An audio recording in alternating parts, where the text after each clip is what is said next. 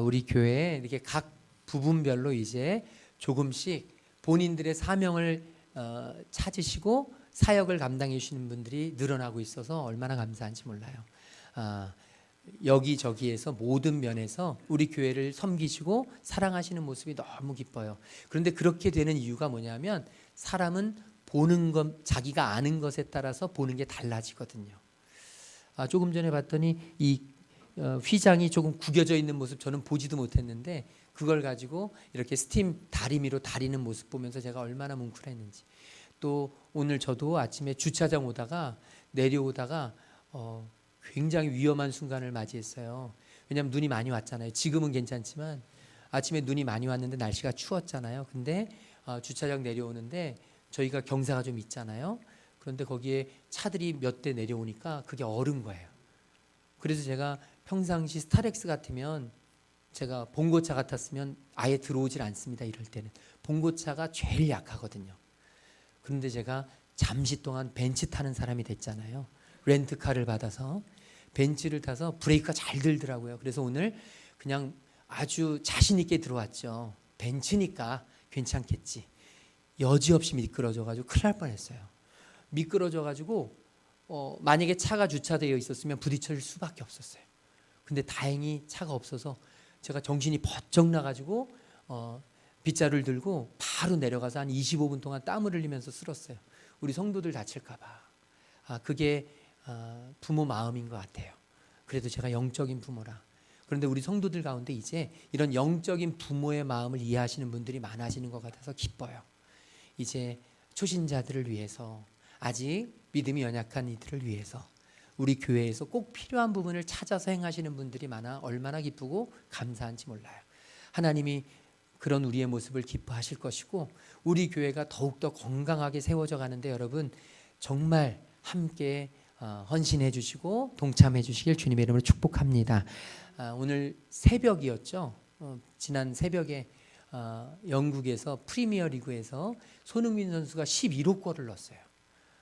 이걸 축구를 모르는 사람은 전혀 감흥이 없겠지만 축구를 좋아하는 사람에게는 굉장히 큰 일이에요. 그래서 제가 아침에 잠깐 기사를 읽었는데 손타클로스 들어보셨어요? 산타클로스의 우리 크리스마스 선물로 국민들에게 선물을 줬다 해서 손타클로스. 그런데 이번에 가요 한국 축구의 중흥기거든요. 한국 축구가 어마어마하게 잘하고 있어요. 손흥민 선수도 황희찬 선수도 김민재 선수도 이강인 선수도 이 사람들이 누군지 잘 못 들어보신 분들도 많죠. 축구 좋아하지 않으면 몰라요. 그런데 축구 좋아하는 사람들에게 굉장히 중요한 일이에요. 목사님이 왜 주일 아침부터 축구 얘기를 하냐? 바로 성탄 얘기를 하기 위해서입니다. 예수님의 오심도 마찬가지예요. 축구에 관심 있는 사람들에게 이 소식이 중요한 거지 축구에 관심 없으면 손흥민이 몇 골을 넣건 뭐 프리미그에서 득점왕이 되건 아무 관심 없어요. 여러분 저와 여러분이 예수님을 믿고 예수님을 따르는데 예수님에 대해서 관심이 없고 예수님에게 시간을 보내지 않고 예수님을 사랑하는 마음, 예수님을 위한 열정이 부족하면요 저와 여러분은 예수님이 오신 날이 아무 상관이 없어요. 마치도 축구를 안 좋아하는 사람에게 손흥민처럼 축구를 안 좋아하는 사람에게 이강인처럼 전혀 관심 없이 우리는 예수님의 오심을 맞이할 수 있다는 것이죠. 소망합니다. 우리 사랑의 빛 하늘가족, 우리 성도님들, 우리 저와 여러분 모두에게 예수님 오심이 관심 있고 의미 있고 기쁨이 되어지기를 주님의 이름으로 축복합니다. 내일은 만왕의 왕이신 예수님께서 우리를 구원하시고자 이 땅에 오신 거룩한 날입니다. 세상 사람들은 이 날을 먹고 마시고 즐기고 쉬는 날로 여겨요. 그래서 성탄절은요 휴일 중에 하나입니다. 휴일 중에 하나예요. 그래서 메리 크리스마스라는 단어를 없애고 요즘은 해피 할러데이 이렇게 바꿔요. 세상 사람들에게는 크리스마스가 그리스도가 오신 날이 중요한 게 아니고 쉬는 날, 휴일, 행복한 휴일 되세요라고 이렇게 인사를 합니다. 그리스도인들인 우리는 반드시 메리 크리스마스, 예수님의 오심을 축복해야 돼요. 우리에게는 크리스마스가 휴일이 아닙니다. 즐거운 날이 아닙니다. 그냥 먹고 마시고 즐기는 날이 아닙니다. 빨간 날이 아닙니다. 우리에게는 그 이상의 의미가 있습니다. 예수님이 이 땅에 오신 날은 우리를 살리신 날이고, 우리가 죄에서 해방된 날이고, 우리에게 영원한 생명이 주어진 날이고, 우리의 삶의 가치가 바뀌는 날이고, 우리의 삶의 우선순위가 변혁되는 날인 줄로 믿습니다. 예수님이 오신 날은 그렇습니다. 그래서 거룩하고 경건하고 의미 있게 보내야 합니다. 사실 올해는 제가 우리 교회에서 어려운 이웃들을 위해서 김장을 담궈서 나눠드렸고, 또 우리가 추수감사절에 과일을 우리가 박스로 만들어서 어려운 이웃들에게 보내드렸고, 또 추수감사절에 들어온 헌금으로 우리 어려운 교회들을 나누어 드렸어요. 섬겨드렸습니다. 그런데 안타까운 건 성탄절에 좀 미리 준비하지 못해서 우리가 성탄절에는 좀 의미 있는 그런 시간을 갖지 못했는데, 한 집사님의 제안으로 내년에는 꼭 우리가 성탄절에 연탄 봉사라도 어렵고 힘든 이웃들에게 봉사할 수 있는 시간을 좀 가졌으면 좋겠다, 교회적으로. 근데 그게 얼마나 사람들이 많이 찾는지 벌써 봄에 끝나버린대요. 봄에 신청하지 않으면 할 수가 없대요.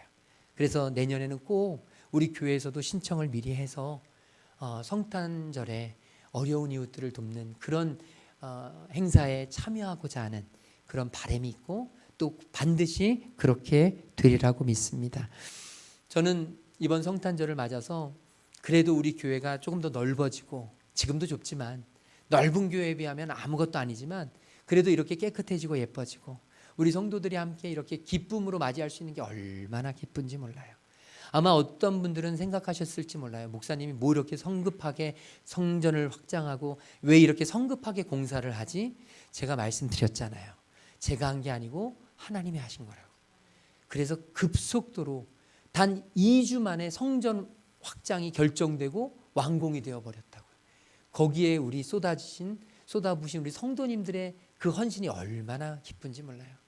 제가 일일이 다 고맙다고 감사하다고 식사를 대접하면서 인사는 못했지만 제 마음속에 얼마나 감사함이 많은지, 우리 성도들 한 명 한 명이 페인트를 바르고 이 모든 잡다한 일을 하고 쓰레기를 청소하고, 우리 성도들이 눈물과 헌신으로 만든 이 성전이 바로 우리의 성전이에요.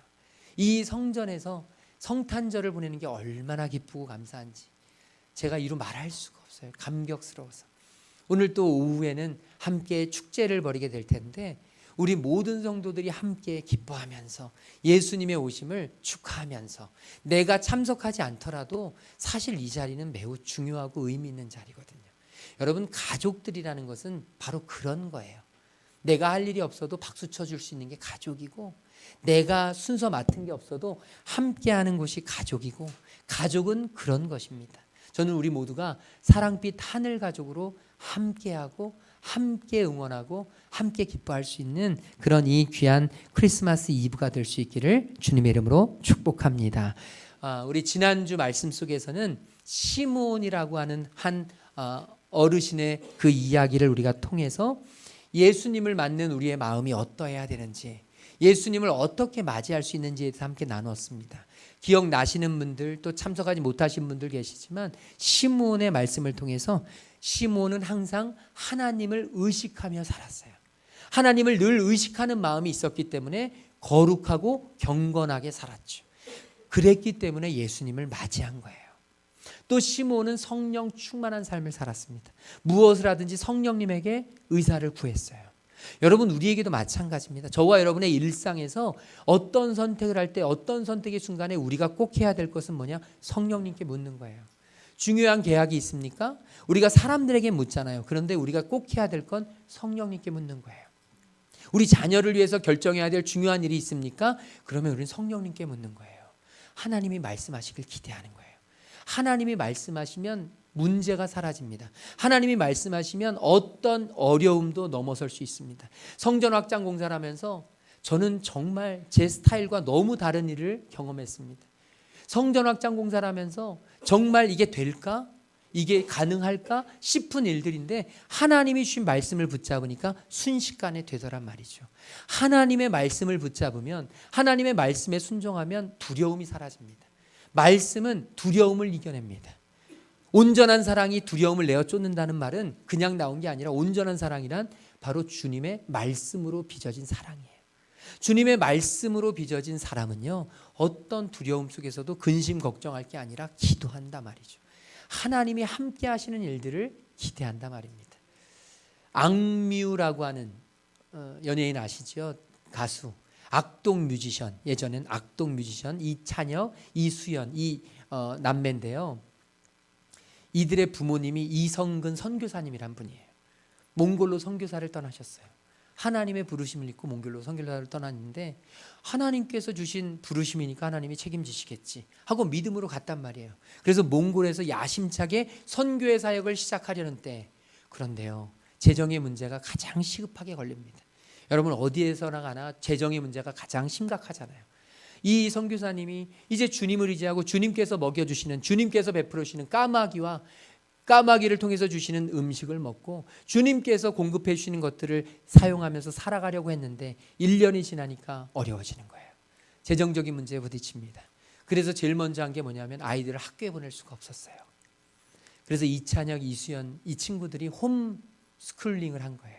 집에서 자랐는데 이들이 어떤 부모의 의지가 있어서 아이들을 집에서 가르친 게 아니라 돈이 없어서 아이들 학교에 못 보낸 거예요. 처음에 학교에 너희들 안 간다, 홈스쿨링 안 한다, 그럼 너희들 학교에 안 가고 홈스쿨링 한다 그랬더니 애들이 좋아가지고 얼마나 기뻐했는지 모른대요.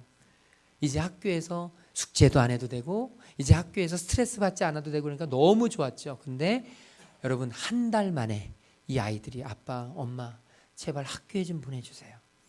친구가 필요해요. 다들 친구들은 다들 노는데 저희만 집에서 이건 아닌 것 같아요. 엄마 아빠 학교에 보내주세요. 여러분 생각해 보십시오. 주님의 부르심을 받고 그 자리에 갔지만, 주님의 부르심을 받고 주님의 사역을 감당했지만, 그렇지만 그 선교사님에게는 심각한 고민이 생겼습니다. 아이들에게 학교조차도 보내주지 못하는 부모가 이게 부모냐? 그러면서 마음에 어마어마한 짐을 가지게 된 거예요. 그래서 홈스쿨링을 더 열심히 했다고 해요. 부모의 책임감으로 아이들이 학교에 다니는 아이들보다 떨어지면 안 되겠다 싶어가지고 얼마나 애를 쓰면서 가르쳤는지 모른대요.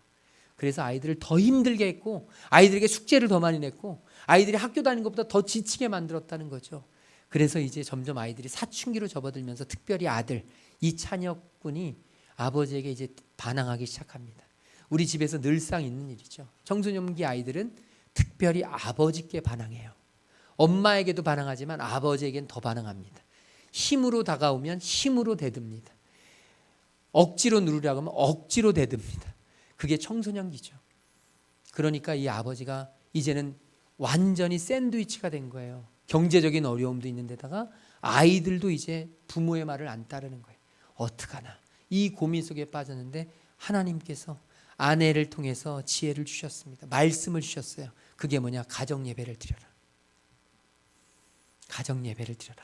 그런데 이 가정예배를 안 드린 게 아니라 드렸다는 거예요. 홈스쿨링을 하면서 자연스럽게 아침마다 예배를 드렸대요. 그런데 이 아버지의 마음에는 전혀 하나님의 음성이 들리지 않고 하나님을 향한 원망과 불평만 있으니까 너무 힘들었다는 거죠. 그러니까 힘이 드니까 그 짜증이 아이들에게 들어갔고 아이들은 그 짜증 때문에 더 힘들었다는 거죠. 그러면서 힘들었는데 이제 아내가 남편에게 우리 가정예배를 좀 바꿔봅시다. 그 전에 가정예배가 어떠했느냐? 찬양 하나 부르고 아버지 설교 30분 하고 기도하고 끝. 예배가 아니라 아버지의 설교 훈화 말씀의 시간이죠. 조회죠. 너무 힘들었다고 해요. 아이들이 이제 사춘기가 되면서 너무 힘드니까 어려웠는데 아내가 우리 하나님 말씀 묵상하고 같이 이야기를 듣고, 처음에는 같이 이야기를 듣는데 그래 한번 나눠보자. 아이가 한마디 하면 아버지가 3마디 하고, 아이가 한마디 하면 아버지가 10마디 해서 설교하고, 그러면서 너무 아이들이 이제는 아빠에 대해서 입을 딱 닫아 걸었대요. 도대체 왜 아빠한테 말을 안 하는 거니? 말을 안 듣잖아요. 어차피 아빠 마음대로 하실 거잖아요. 그냥 하세요. 저도 제 마음대로 할 테니까. 그러면서 아이들이 엇나가기 시작할 때 그때 아내의 말씀을 통해서 요한복음 2장의 말씀이 들려온 겁니다. 그 요한복음 2장의 말씀은 물이 포도주로 변하는 가나의 혼인잔치의 기적의 말씀이에요. 그런데 그 말씀이 딱 들리는데 하나님이 그 말씀을 이성근 선교사님께 주셨다는 거예요. 그게 뭐냐면 네가 네 자녀들에게 할 수 있는 나의 역할을 막았다. 내가 너의 자녀들에게 돈이 없어도 내가 너의 자녀들을 이끌고 지혜를 주고 가르치고 그 앞길을 열어줄 수 있는 길을 네 열심히 막았다. 나는 물을 포도주로 만들 수 있는 사람인데 너는 네가 스스로 포도주 즙을 짜서 포도주를 만들려고 했다. 나에게 기도하고 나에게 아이들을 맡기고 나의 가는 길을 기대하면 내가 반드시 너의 집을 책임져 줄 텐데 너는 네 스스로 택시 운전사라도 해서 네 스스로 막노동이라도 해서 내가 애들을 책임지겠다고 그렇게 열심을 냈는데 실제적으로는 아이들에게 오히려 나의 영향력을 나의 역사를 가로막았다. 그때 이 이성근 선교사님이 펑펑 울면서 아이들 앞에서 무릎 꿇고 회개했대요. 미안하다. 내가 너희들에게 하나님의 길을 막았다. 내가 너희들에게 하나님의 길을 막았다.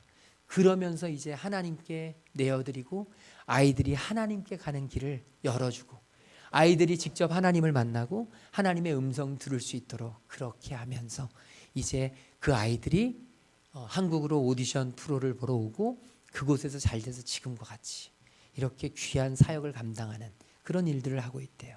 지금은 너무 유명해져서 너무 바빠져서 특별히 아버지 걱정은 아들이 군대를 제대하고 와서 자꾸 이상한 일을 해가지고 군대 가기 전에는 안 그랬는데 자꾸 이상한 일을 해서 걱정스러운데 그런데 그럼에도 불구하고 걱정하지 않고 하나님 앞에 기도하고 특별히 이들은 지금도 이렇게 유명해졌는데도 한 달에 한 번씩 가정 예배를 꼭 드린대요. 약속을 했대요. 그러면서 하나님의 음성을 듣는 거죠. 저는 성탄절에 우리에게 진짜 필요한 게 뭘까? 성탄 행사라고 성탄 예배를 드리고 성탄 찬양을 하는 걸까? 저는 그것도 중요하지만 무엇보다 이 성탄절에 주님이 나에게 무엇을 원하실까? 주님은 나에게 무엇을 말씀하실까? 우리 교회가 큐티라는 교회고 큐티집이 있고 우리 나름대로의 큐티를 하지만 어떤 사람들은 큐티를 접근하면서 나의 성경적인 지식 그것을 확인하는 분들이 계세요. 내가 아는 것들만 줄치고 내가 아는 것들에만 동그라미 치고 내가 아는 것들 그래 맞아 이거야. 이게 바로 신앙이야. 그러면서 내가 하나님의 자리에서 하나님 이 말씀을 내가 자로재고 내가 보고 싶은 것만 보고 내가 순종하고 싶은 것만 순종하고 나의 순종과는 다른 나의 관심사와는 다른 곳에는 마음도 두지 않는 그런 분들이 참 많아요. 근데 여러분 그건 하나님이 기뻐하시는 큐티가 아니에요. 하나님이 오늘 우리에게 원하시는 것은 하나님이 우리에게 원하시는 사역은 하나님의 음성을 듣는 거예요. 지금 하나님이 내게 무엇을 원하실까? 지금 하나님이 나에게 무엇을 하라고 하시나? 지금 하나님이 나의 자녀들을 향해서 나에게 어떤 마음을 가지라고 하시나? 지금 교회를 위해서, 지금 남편을 위해서, 지금 아내를 향해서 하나님은 나에게 무엇을 바라실까? 저는 오늘 저와 여러분이 하나님의 음성 듣는 일에 더 기뻐하고 더 집중하고 더 함께하는 우리 모두가 될 수 있기를 주님의 이름으로 축복합니다. 오늘 이제 성탄을 맞아 오늘 말씀을 묵상하는데요. 우리 36절 말씀 같이 읽도록 하겠습니다. 또 아셀 지파 바누엘의 딸 안나라는 선지자가 있어 나이가 매우 많았더라. 그가 결혼한 후 7해 동안 남편과 함께 살다가 37절 첫 번째 문장까지 읽겠습니다. 과부가 되고 84세가 되었더라. 아멘. 여러분 예수님께서 이제 정결 예식을 행하시러 성전에 올라가셨을 때 그 예수님을 알아본 사람이 둘이 있단 말이에요. 그 사람이 지난주에 우리가 함께 나누었던 시므온. 이 시므온이라는 사람 하나님을 늘 의식하면서 성령 충만하여서 하나님께 감사와 기쁨의 찬양을 드렸던 하나님의 사람이었습니다. 그런데 또 한 사람이 있었는데 그 사람이 바로 안나였어요. 이 안나 역시 할머니였습니다. 그냥 평범한 할머니.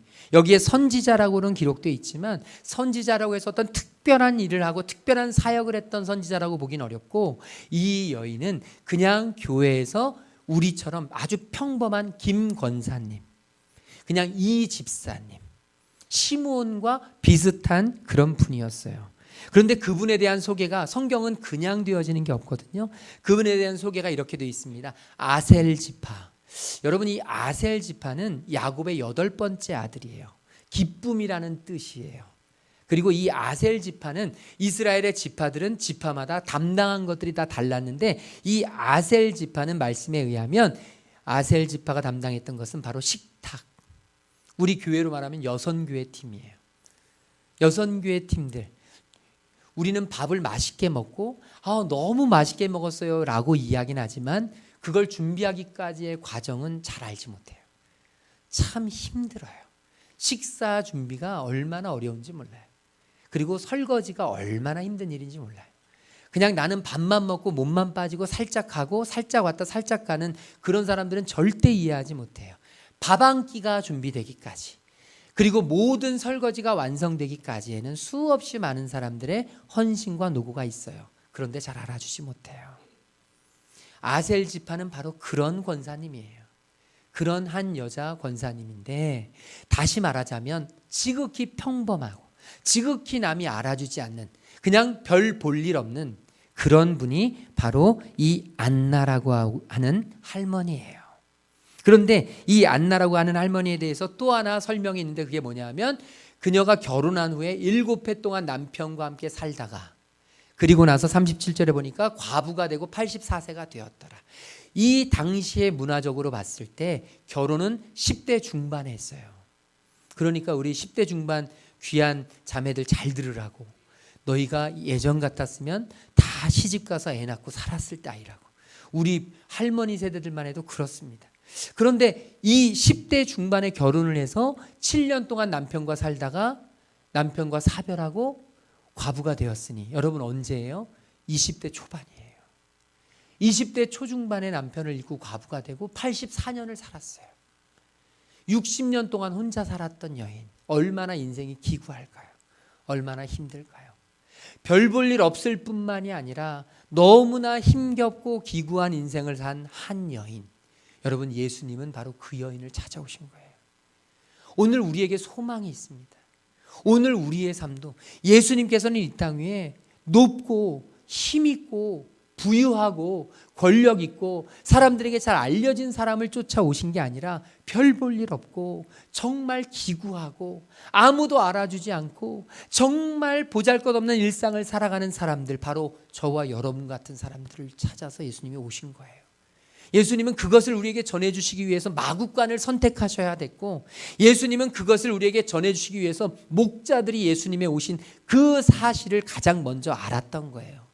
이 땅에서 보잘것없고 별 볼 일 없고 가장 낮은 곳에 있었던 사람들이 예수님의 오심을 가장 먼저 알았던 것처럼, 오늘 저와 여러분이 이 성탄을 맞아서 기억해야 될 일은 바로 예수님은 나를 위해 오셨다는 거예요. 예수님이 누군가 다른 사람들을 위해서, 다른 어떤 집단들을 위해서 오신 게 아니라 예수님은 나를 위해서 오셨음을 기억해야 합니다. 저는 이 성탄을 맞이하면서 저와 여러분이 기쁨도 있고 즐거움도 있고 행사도 하고 우리가 의미 있는 시간을 보내지만, 무엇보다 여러분과 제가 끊임없이 묵상했으면 좋겠어요. 날 위해 오신 예수님, 저와 여러분을 위해 오신 예수님, 이 춥고 이 어려운 때 정말 나를 살리기 위해서 오신 예수님을 위해서 나는 무엇을 해야 하나, 이 고민이 우리 안에 자리 잡았으면 좋겠어요. 성탄이라는 것이 그냥 기쁘고 즐거운 일만이 아니라 이 세상 가장 아름다운 순종의 눈물이라 그랬어요. 예수님이 오신 것은 이 세상에서 가장 아름답지만 순종하는 눈물, 우리를 영원히 살리시기 위한 생명의 눈물이에요. 예수님이 오신 날은 그냥 즐겁고 기쁘고 기념일로 끝낼 것이 아니라 우리가 예수님의 순종의 눈물을 같이 흘려야 되는 거예요. 그러면 이 성탄절에 내가 흘려야 될 눈물은 무엇인가? 가정을 위해서 흘려야 될 눈물이 있어요. 교회를 위해서 흘려야 될 눈물이 있어요. 자녀를 위해서 흘려야 될 눈물이 있어요. 우리 부모님을 위해서 흘려야 될 눈물이 있어요. 여러분, 우리가 그 눈물을 흘릴 때 예수님을 생각하는 거예요. 예수님을 바라보는 거예요. 예수님은 나를 위해서 그 힘든 눈물을 흘리셨으니 이제 나도 예수님 닮아서 예수님처럼 예수님을 쫓아 이제 나도 그 눈물 흘리는 것이 당연하다라고 하는 마음을 가질 수 있는 게 이게 바로 성탄의 의미라는 것이죠. 오늘 저와 여러분에게 이 마음 있게 되기를 주님의 이름으로 축복합니다. 우리 옆 사람에게 예수님이 당신을 위해 오셨습니다. 우리 인사 나누겠습니다. 오늘 말씀에 보면 또 37절 우리 뒷부분 읽겠습니다. 이 사람이부터요. 시작.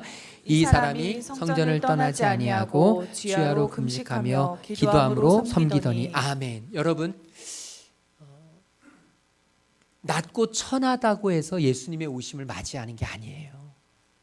낮고 천하지만 그 마음이 강팍하고 하나님과 상관없는 사람들은 예수님의 오심에 관심이 없었어요.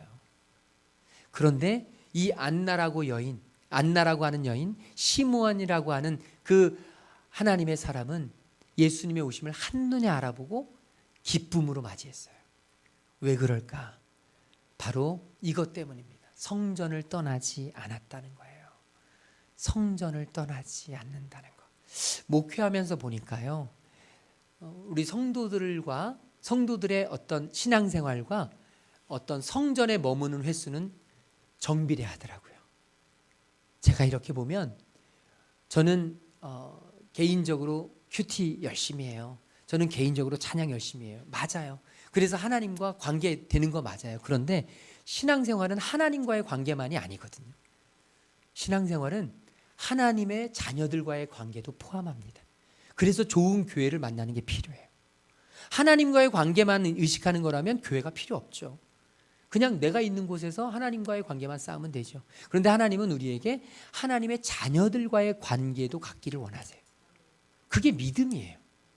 그러니까 제가 이렇게 보면 믿음, 신앙생활과 성전에 머무는 시간은 정비례해요. 그러므로 제가 이렇게 보면 성도들이 정말 우리 교회가 8년 됐으니까 쭉 돌아가면서 성도들이 흐름이 있어요. 어떤 때는 이분이 정말 열심히 신앙생활하고, 어떤 때는 이분 때문에 정말 행복하고, 목사가요. 어떤 때는 저분 때문에, 어떤 때는 이분 때문에 너무 귀하고 행복할 때가 있어요. 그런데 이렇게 보게 되면 그때의 특징이 뭐냐면 그분이 성전에 많이 머무를 때. 성전에 많이 머무르는 사람은 가운데 은혜가 있어요. 그런데 성전에 머무르는 것이 자꾸 띄엄띄엄되고 자꾸만 멀어지면 그 안에 은혜가 점점 새어나가요. 누구나 그렇습니다. 목사라고 해도 예외가 아니에요. 저도 하나님 앞에 새벽에 무릎 꿇고 기도하고 하나님 앞에 간절히 부르짖을 때 제가 달라지는 모습을 발견해요. 제가 어떤 면에서 달라지냐면 성도들이 어떤 일이 일어날 때, 성도들이 어떤 일이 있을 때 제가 기도하지 않으면 어떻게 되느냐?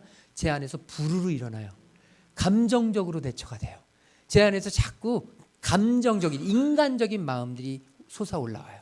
그런데 제가 하나님 앞에 기도하고 부르짖고 하나님 앞에 무릎 꿇고 그 문제를 놓고 기도할 때는요, 감정이 아니라 하나님이 주시는 마음으로 하게 돼요.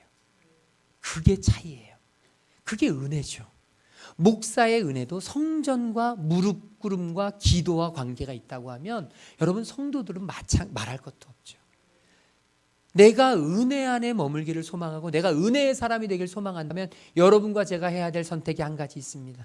성전에 머물기를 힘써야 돼요.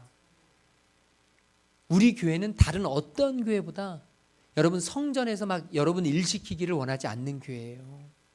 목사인 제가 특별히 우리 성도들이 많이 교회 와서 힘들게 일하지 않기를 소망해요. 제 안에는 이런 철학이 있습니다.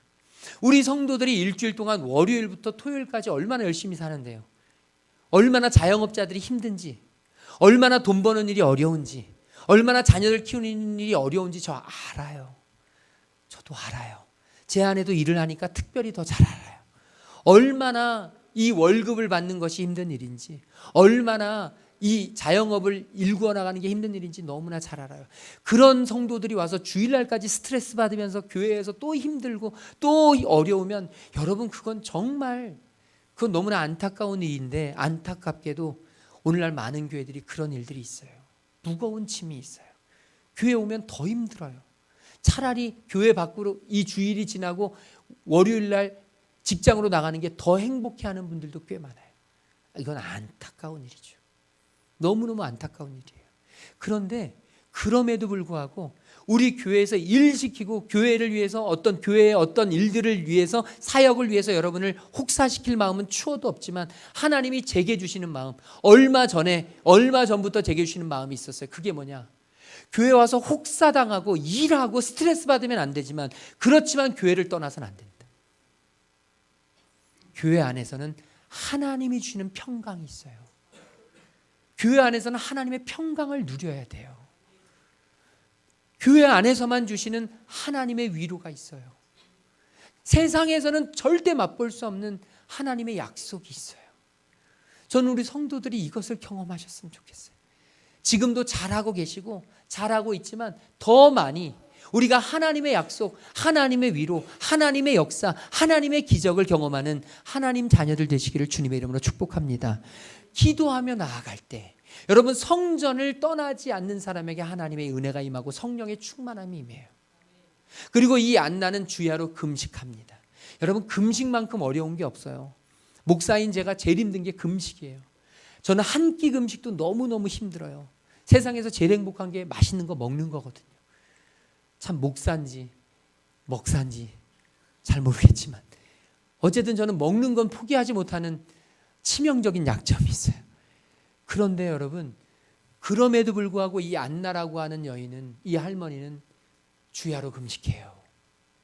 금식을 한다는 건, 식사를 금한다는 건요, 예수님의 말씀에 순종하는 거예요. 예수님이 뭐라고 말씀하셨냐면 누구든지 나를 따라오려거든 자기를 부인하고 자기 십자가를 지고 나를 쫓을 것이다. 여러분 신앙생활의 가장 큰 적이 무엇인지 아십니까? 어떤 사람들은 이야기합니다. 경제가 어려워져서 신앙생활하기 어려워져요. 사업장이 어려워져서 주님을 따르기가 어려워져요. 아니면 자녀들이 속을 썩여서 주님 앞에 나오기가 어려워져요. 가족이 누가 아파서 주님께 예배하기가 어려워져요. 여러분 이건 핑계일 뿐이에요. 신앙생활의 가장 큰 적은 나예요. 나를 부인하지 못하기 때문에 주님을 따르지 못하는 거예요. 나의 십자가를 지려고 하지 않기 때문에 주님을 따르지 못하는 거예요. 주님께 순종할 생각이 없는 거예요. 내 감정이 최우선이에요. 내 상황이 최우선이에요. 그런데 우리 주님은 그걸 원치 않으세요.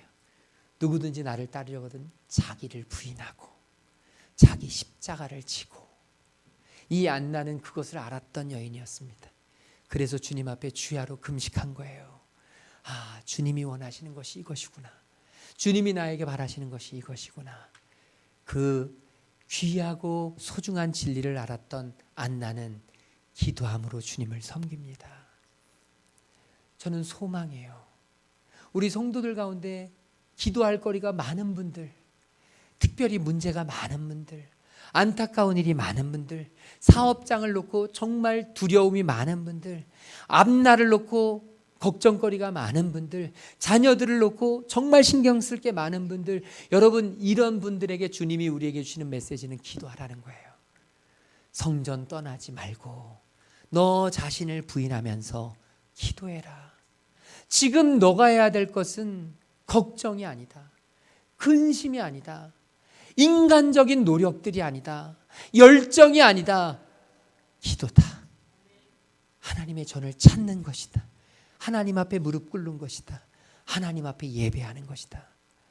오늘 저와 여러분이 주님 앞에 기도하고 무릎 꿇고 예배하는, 그래서 저와 여러분의 입술에서 이 성탄을 맞는 귀한 아침, 주님밖에 없습니다. 주님밖에 없어요. 주님만이 해결해 주실 수 있습니다. 라고 고백하는 저와 여러분 될 수 있기를 주님의 이름으로 축복합니다. 우리 마지막으로 오늘 38절 말씀 같이 읽도록 하겠습니다. 과부가 이때에 나와서 하나님께 감사하고 예루살렘의 속량을 바라는 모든 사람에게 그에 대하여 말하니라. 아멘. 여러분 여기에 보게 되면 마침 이때라는 그런 단어가 있어요. 마침 이때가 언제냐? 마침 예수님이 정결 예식을 취하시기 위해서 성전에 올라오실 때, 이 유대인들에게는 두 가지 중요한 기관이 있습니다. 하나는 회당이고 하나는 성전이에요. 그런데 이 회당이 중심이에요. 회당에서 교육이 이루어집니다. 회당에서 친교가 이루어져요. 회당에서 모든 사업에 관한 얘기, 정보를 얻습니다. 소스를 얻어요. 회당에서 인간적인 관계들이 맺어져요. 그리고 또 하나의 기관이 있는데 그게 성전이에요. 성전은 예배하는 곳이에요. 예배만을 위해서 필요한 거예요. 그러니까 인간적인 어떤 친교를 도모하고 인간적인 어떤 유익을 위해서는 그들은 회당을 찾습니다. 그런데 하나님을 바라보고 하나님만 붙잡은 사람들은 성전에 머무는 거예요. 인간적으로 보면 저 사람은 성전에만 있어서 뭘 하지? 저 사람은 성전에만 있어서 일을 어떻게 하지? 저 사람은 성전에만 있어서 뭘 어떻게 한다는 거야? 이런 생각할 수 있지만 여러분, 그렇지만 시므온과 안나는 성전을 지켰던 사람이에요. 회당에서 사람들을 만나고 회당에서 사람들과 친교하고 회당에서 사람들과 어울린 게 아니라 하나님을 바라보고 시도 때도 없이 하나님 앞에 묵상하고 기도하고 하나님의 말씀을 쫓아 살고 하나님과 함께 걸어갔던 것이 시므온과 안나였어요. 마찬가지입니다. 그렇게 하나님과 일상을 누리고 하나님과 함께 성전에서 주님만을 만나는 것을 기뻐할 때 어떤 일이 일어나느냐? 마침 이때가 찾아오는 겁니다. 예수님이 정결 예식을 위해서 성전에 올라오실 때 바로 그때 시므온이 예수님을 알아보고 예수님을 안고 찬양하며 예배할 때 여러분, 마침 이때 오늘 저와 여러분 우리 마음속에 신앙생활하면서 이런 생각할 수가 있어요. 나에게도 하나님의 역사가 있었으면 좋겠다. 나에게도 어떤 집사님처럼 하나님이 살아계시다는 증거가 있었으면 좋겠다. 나에게도 하나님의 영광이 있었으면 좋겠다. 나에게도 우리 자녀들이 하나님의 기적으로 달라졌으면 좋겠다. 이런 일들이 있었으면 좋겠다. 우린 생각하지만 마침 이때가 있기를 소망하지만 여러분, 그 마침 이때를 만들어내려는 그 마침 이때를 만들어내는 우리의 삶이 빠져 있으면 안 된다는 거죠. 시므온과 안나가 마침 이때를 만날 수 있었던 건 바로 그들이 매일 매 순간을 일상에서 믿음으로 살아냈기 때문이에요. 우리가 성탄에 예수님을 맞이합니다. 그런데 여러분, 세상 사람들은 1년에 한 번 절에 가는 때가 대부분이에요. 언제죠? 석가탄신일. 석가탄신일 그때에만 1년에 한 번 가서 빌고 공양하고 우리말로 하면 헌금하고 그러면 그들은 그들의 신앙이 다 채워지는 거예요. 한마디로 말하면 기념일이에요. 부처님은 기념일의 대상일 뿐이에요. 그런데 오늘날 많은 성도들이 예수님마저도 그렇게 믿어요. 기념일이에요. 예수님의 생일 축하하고 끝나요. 그냥 1년에 한 번 기념하는 일로 끝나요. 주일날 한 번 와서 일주일에 기념하고 끝나요. 그런데 주님은 우리에게 그것을 원하시지 않아요. 주님이 원하시는 것은 바로 너다. 예수님은 제사보다 순종을 원하세요. 예수님은요, 우리가 드리는 황소보다 우리의 진정한 찬양을 원하세요. 그게 기독교예요. 기독교가 다른 종교와 차이가 나는 것은 바로 이것입니다. 다른 종교들은 기념하고 그냥 1년에 한 번, 일주일에 한 번 어떤 기념식처럼 지내고 율법을 지키면 끝나지만 우리 주님은 그것으로 만족스럽지 않으세요. 우리 주님은 우리에게 나는 너의 모든 것을 원한다. 나는 너의 일상을 원한다. 나는 너의 매일을 원한다. 여러분, 그래서 우리가 큐티해야 되는 거예요. 그래서 우리가 주님을 묵상해야 되는 거예요. 그래서 우리가 주님을 매일 만나야 되는 거예요. 그래서 우리가 주님을 만나는 시간을 매일 갖지 않고는 입에서 가시가 돋아야 되는 거예요. 여러분, 일주일에 한 번 주님을 기념하는 1시간으로는 절대로 완성될 수 없습니다. 종교인일 뿐이에요. 주님은 오늘 우리에게 종교인이 아니라 정말 주님을 예배하며 찬양하는 사람이 되기를 원하신단 말이죠. 마침 이때를 만드시는 우리 성도들 되시기를 주님의 이름으로 축복합니다. 주님을 만나려면 성전을 지켜야 돼요. 주님을 만나려면 나를 부인하는 금식, 나를 부인하는 기도, 나를 부인하는 주님 앞에 헌신, 결단을 해야 돼요.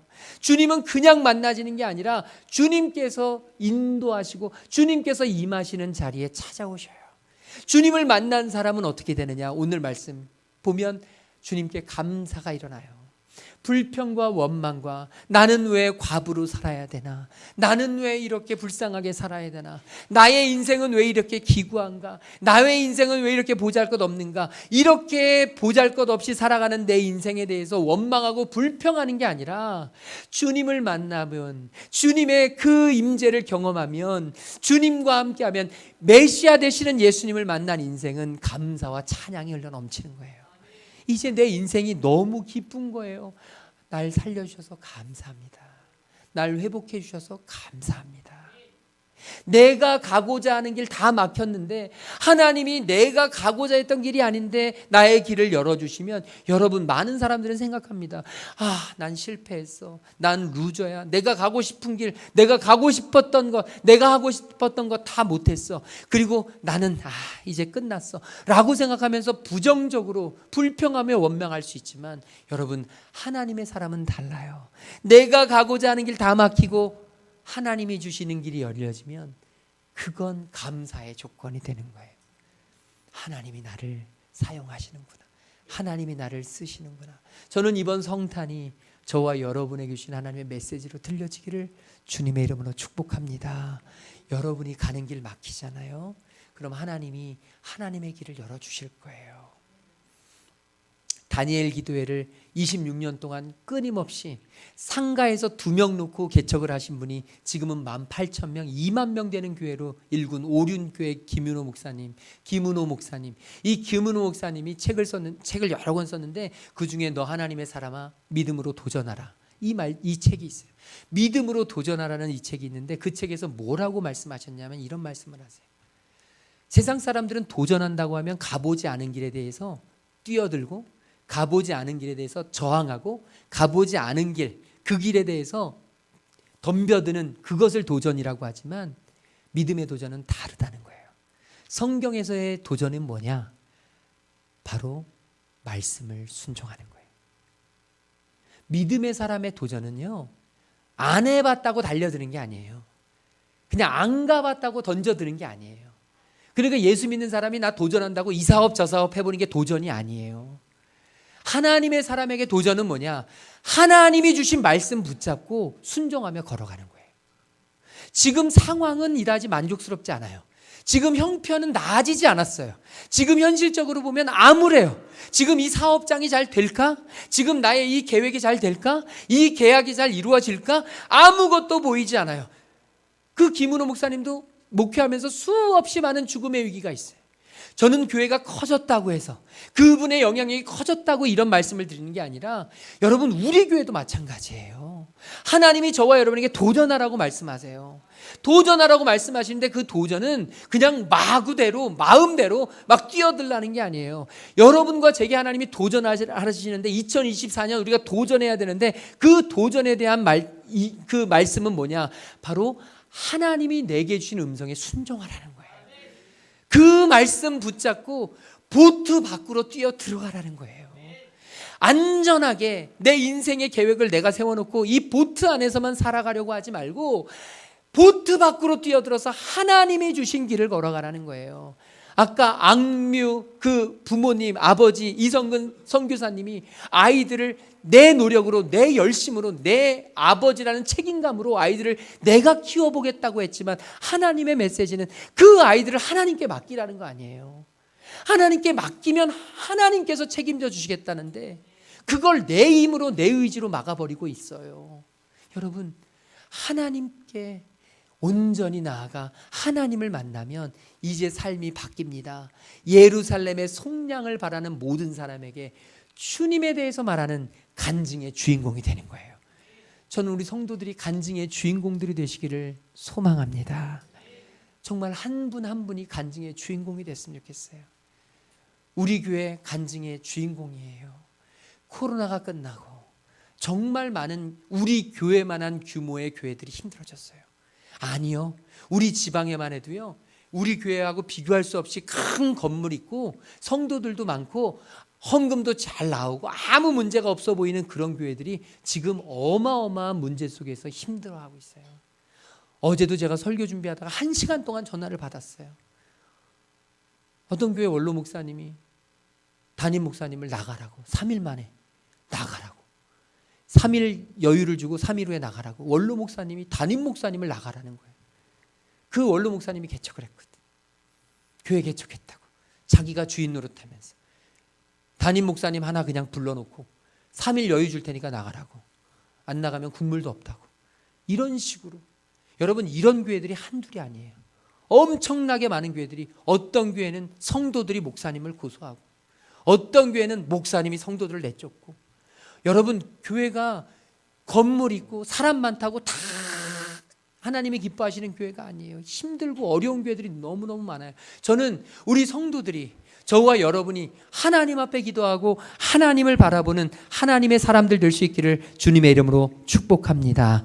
이 성탄, 주님이 저와 여러분을 위해서 오셨음을 기억하고 주님의 메시지, 주님의 음성을 듣는 일에 우리가 집중하는 시간이 되었으면 좋겠어요. 우리 옆 사람에게 주님의 음성에 집중합시다. 우리 인사 나누겠습니다. 우리 다 함께 자리에서 일어나서 찬양할 텐데요. 우리 아까 불렀던 찬양, 예수 아름다우신 위대하신 주님, 부활의 주, 모든 하늘 찬양해. 저는 이 찬양, 아름답고 놀라우신 주 이름을 찬양했으면 좋겠습니다. 예수님이 이 땅에 오신 그 목적을 생각하면서 우리 주님 앞에 감사의 찬양을 올려드리고 함께 기도하겠습니다. 예수 아름다우신 위대하신 주, 부활의 주님, 우리의 찬양을 받아주시옵소서. 우리 이 찬양 드리고 함께 기도하겠습니다. 예수 아름다우신, 예수 아름다우신 위대하신 주님, 부활의 주, 어린 양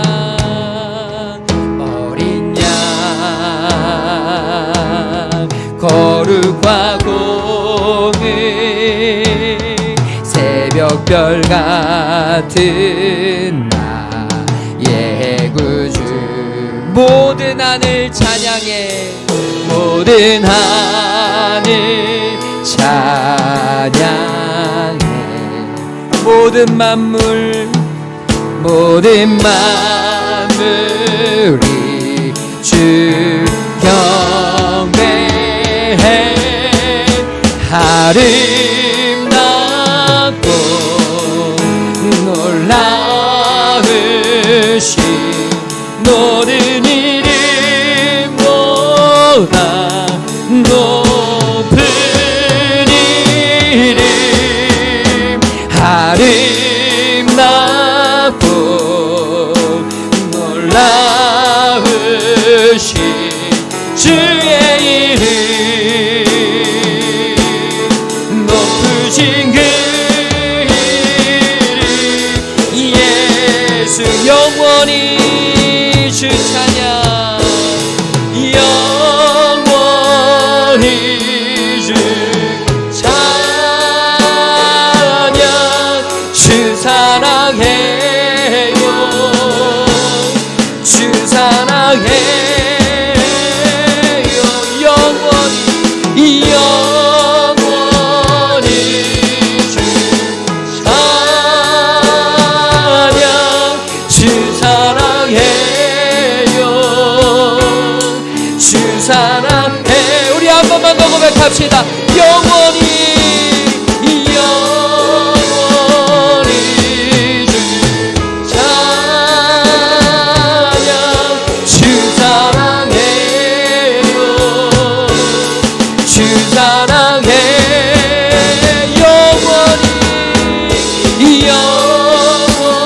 영원히 주 찬양,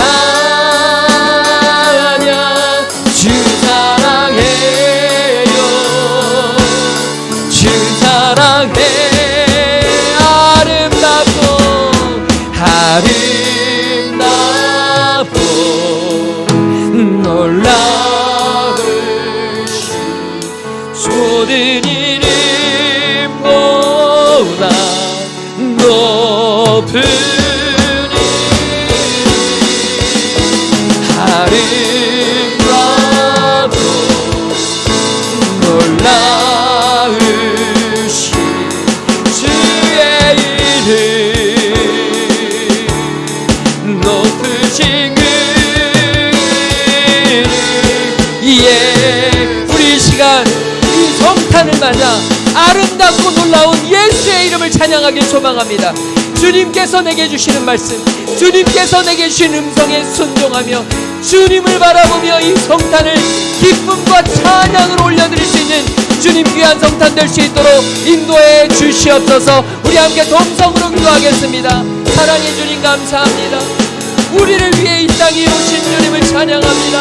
아름답고 놀라우신 주의 이름, 아버지 하나님의 이름을 높이 찬양하는 예배되게 하여 주시고, 이 성탄의 기쁨이 하나님의 자녀들의 인생 속에 아버지 하나님 날마다 더해질 수 있도록 하나님이 기뻐 받으시고, 하나님이 함께 하시고, 하나님이 임재하시고, 하나님이 역사하시는 예배되도록, 하나님의 살아계심이 경험되도록, 하나님과 함께함이 우리의 삶의 기쁨이 되도록, 아버지 간증의 주인공들이 되도록 주여 우리를 붙들어 주시고, 아버지 예수의 이름으로 거룩하게 주님 앞에 나아가며 아름답고 놀라운 주의 이름을 찬양합니다. 주님의 이름을 예배합니다. 주의 영광을 바라봅니다. 하나님의 자녀들이 믿음으로 주님 앞에 구하며 기도하며 간구하며 나아갈 수 있는 하나님의 자녀를 될 수 있도록 인도하여 주시고, 흔들리지 말게 하여 주시고, 성탄의 기쁨을 이웃과 함께 나누며 아버지 하나님 기뻐하며 즐거워하며 하나님이 기뻐 받으시는, 하나님이 기뻐하시는 하나님의 사람들 될 수 있도록 성령 하나님이 이끌어주시고 회복시켜주시고, 하나님의 영광과 은혜가 이곳에 넘쳐날 수 있도록 아버지 임재하여 주시옵소서. 아버지 역사하여 주시옵소서. 아름답고 놀라운 주의 이름을 찬양합니다. 하나님의 이름의 영광을 돌립니다. 주님 붙들어 주시옵소서. 주님 역사하여 주시옵소서. 아버지 허락하여 주옵소서.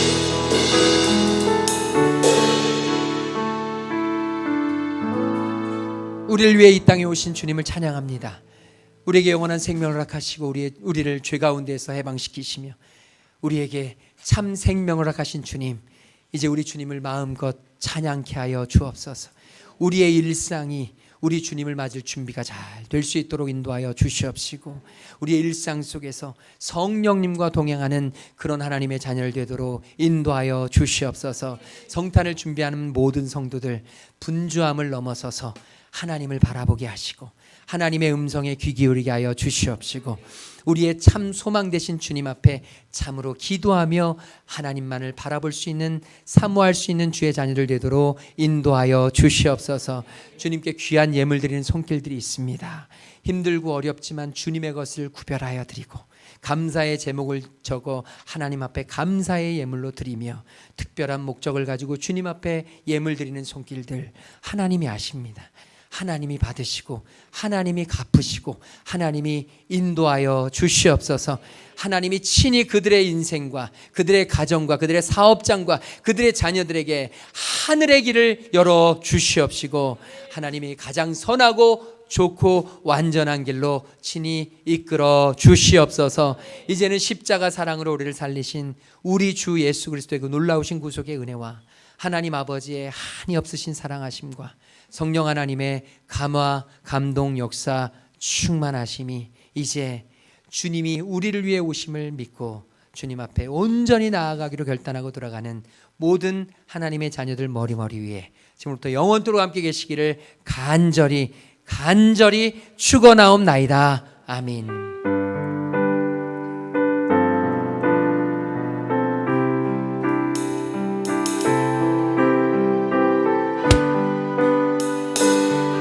우리 하나님 앞에 찬양합니다.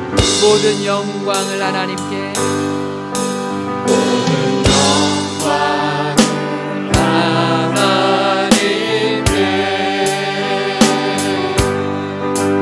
모든 영광을 하나님께,